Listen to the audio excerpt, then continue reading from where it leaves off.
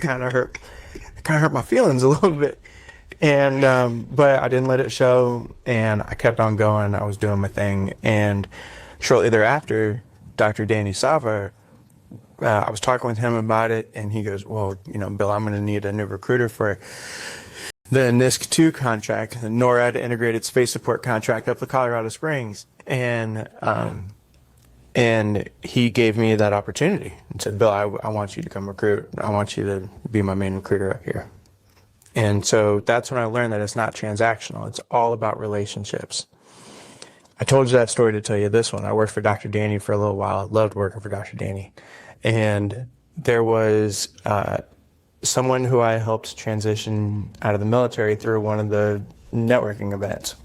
And he gives me a call out of the blue, like 6:30 on a Thursday, right? I don't remember exactly what day it was. He's like, hey, Bill, send me a copy of your resume. Okay. So I sent it to him. And I'll do that for anybody, right? Because I look at resumes all day. I happen to think mine is pretty decent.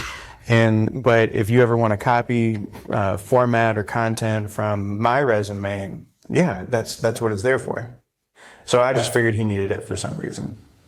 About 30 minutes later, I get a phone call from the CEO of some company. And he introduces himself, but I wasn't paying attention. It's a random phone call, right? Says, hey, Bill, I hear you're good at recruiting. I was like, yeah, maybe. What's it to you? You got to give me more than this, man. And he goes, well, let me ask you some questions. What would you do in this scenario? So I think about it for a second. Okay, I'd probably do this. So, okay, well, what would you do in this scenario? Okay, I'd probably do this. All right, Bill, let me ask you another question. What would you do in this scenario? I said, hold on now, man. If I'm going to be doing all this work for you, I need to charge you a consulting fee. I'm not going to do this work for you for free. And he goes, good answer. I don't want to hire you as a consultant. I'd rather just hire you. And I was like, hey, thanks, but no thanks, man. I work for Dr. Danny right now. I got a great thing going. I work for Space Force. It sounds cool. I'm flattered, but no, thank you. He goes, okay, well, what's it going to take? All right, man, I need this number and this. And he goes, okay, what else? What else? Okay, I want quarterly bonuses. I want an office with a window, and I want a good title. And he goes, okay, is that it? I'm like, okay, pause. I think I see what's happening here. I'm in a negotiation. I negotiate for a living. And I didn't realize I was in one at the time. So I had to do a tactical pause and be like, hey, you know what? Listen, I need to do some more research on you. Make sure I've got all 6 shots of my 6-shooter before I continue this conversation. And so we agreed to meet. The negotiation process lasts almost 4 months, right? And at the end of it, I shake his hand. I say, all right, you know what? Thank you very much. I'm going to accept this offer. And so it was because of that failed promotion that I got to have a couple of those hard lessons learned, that it's really all about relationships.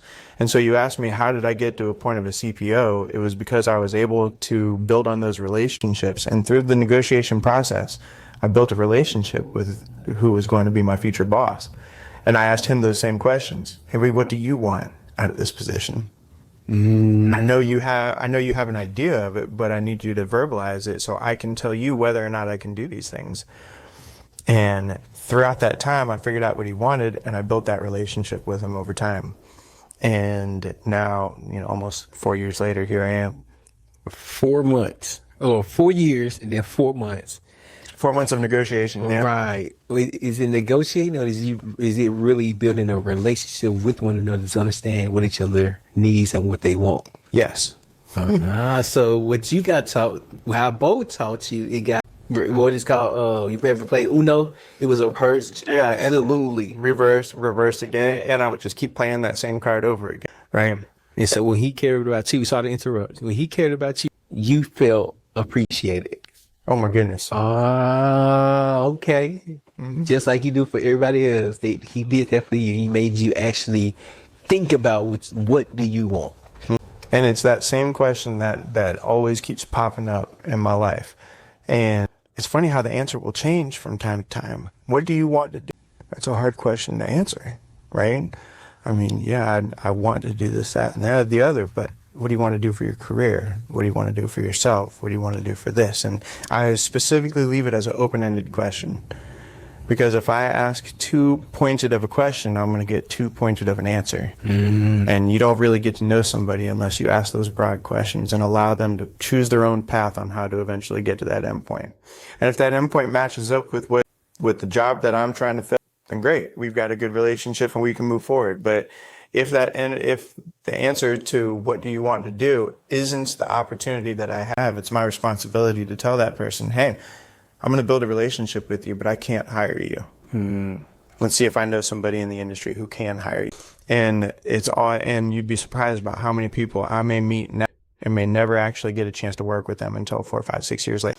And that happens once you're in recruiting for a long time, you realize that the people you make relationships in the very beginning end up helping you along the way in the very end, if you're able to do relationship-based recruiting. Recruiters get a bad name when it's all transactional. You ever hear about people being ghosted by a recruiter? I hate that. It gives recruiters a bad name, right? And so me and my team, we make a practice to never ghost. And we always let somebody go. We tell them exactly why. And then if we can help them by pointing them in another direction or contacting some of our other recruiting buddies, we're going to do that. Because we never know when that relationship needs to be called up. So it's a ton of very small micro relationships. Okay, hold on. Yeah. hold on. Last thing you said, what was the last thing you said? So A lot of micro relationships. micro relationships. You just made me think about, so you know they're saying, once you get in business, stay in business. Absolutely. You just made me understand that quote. Now, when you get in recruiting, stay in recruiting, because you never know when, where, how is going to make sense to you. You literally just made that make sense now. I'm glad I can help you make that connection. and honestly, I didn't do it. That was all you, my friend. It's being in the right place at the right. That's and you learned that. You shared the story on how you learned that when you was at the was it the club? I don't know, it was a club when you went to drink a beer. And you went to drink a beer. Yeah, the World of Beer. The World of Beer. It wasn't even expected for you to meet someone that would give you the opportunity